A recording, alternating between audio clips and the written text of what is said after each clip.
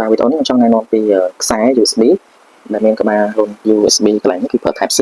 ហើយយើងបញ្ជូនរូបភាពតាមខ្សែនេះចូលទៅក្នុងទូរទស្សន៍របស់យើងណាតាមរយៈរថខ្សែ HDMI បាទខ្ញុំខកបង្ហាញឲ្យមើល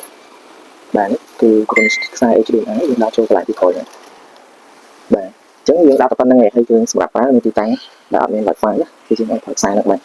យើងអាចមកទទួលមក YouTube មកអីបានក្នុងហ្នឹងអញ្ចឹងឧទាហរណ៍ទៅលើទូរស័ព្ទផ្ទាល់បាទនេះយើងអាចមកទទួលបានយើងចង់មកខយើងចុចចំប៉ុនបាទអញ្ចឹងយើងអាចចុច screen ធំបានចុចមកបាទនេះទៅទទួលយើងណាបាទអញ្ចឹងយើងមើលទទួលដោយមិនបាច់ចាំមើលមាននេះកណែក៏បានដែរយើងអាចបញ្ជាលើទូរស័ព្ទយើងបានណាបាទអញ្ចឹងយើងចង់មើលប៉ុនយើងចុចចូលប៉ុនហ្នឹងចេញរូបភាពគឺបញ្ជូនទៅតែម្ដងពីទូរស័ព្ទយើងយើងដូរប៉ុនយើងដូរនៅលើទូរស័ព្ទយើងទៅចង់មើលទាំងប៉ុនជាតិអន្តរជាតិគឺមានទាំងអស់ហ្នឹងក្នុងនេះបាទចង់មើលប៉ុនយើង select ប៉ុនមកសុំយើងនៅជាមួយមែនបាទគេមកគួរទ្វារសុំយើងចូលមកអញ្ចឹងប៉ុសជាតិអន្តរជាតិទេគឺយើងមានហ្នឹងក៏មានអេបមើលរឿងអីទៀតចឹងបាទនេះប៉ុសថៃប៉ុសអីក៏មានដែរអញ្ចឹងមើលប៉ុសបរទេសដូចជា CNN ក៏បានយើងជួយលើទូរស័ព្ទរបស់យើងណា polling everybody saw polling បាទជាទៅលើទូរស័ព្ទតែម្ដងចឹងយើងប្រើខ្សែនេះគឺចំណេញដោយសារអីយើងអត់ប្រើបង់លុយសេវាអីទេគឺយើងប្រើជាមួយនឹង 4G ទូរស័ព្ទយើងតែម្ដងចឹងមិនថាតេជននៅចិត្តឆ្ងាយទៅគឺប្រើបានទាំងអស់បាទហើយបើសិនយើងចង់មើលដូចជាកម្មវិធីកម្សាន្តផ្សេងទៀតដូចជា YouTube អីក៏បានដែរយើងចូល YouTube មកបាទអញ្ចឹង YouTube យើងអាចបញ្ជាបានតាមហ្នឹងហើយឧទាហរណ៍បាទចូលមកយើងចុច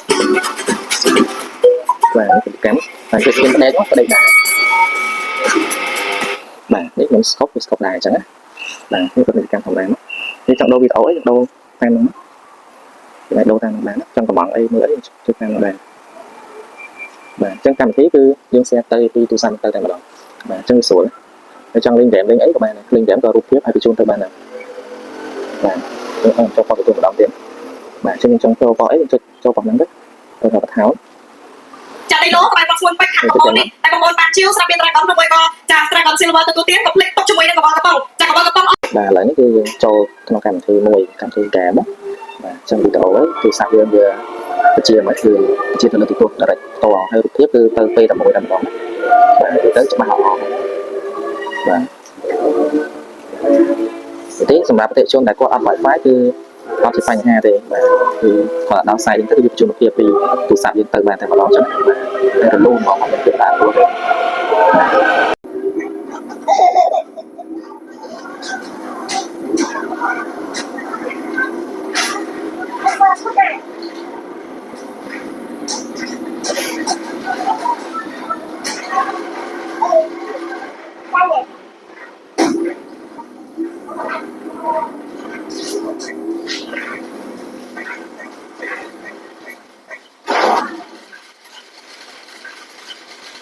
ប្រើគឺស្រួលមែនតើបាទខាងនេះយើងដោតទៅទូរស័ព្ទយើង Type C អានេះ HDMI ដោតទៅទូរទស្សន៍របស់យើងណា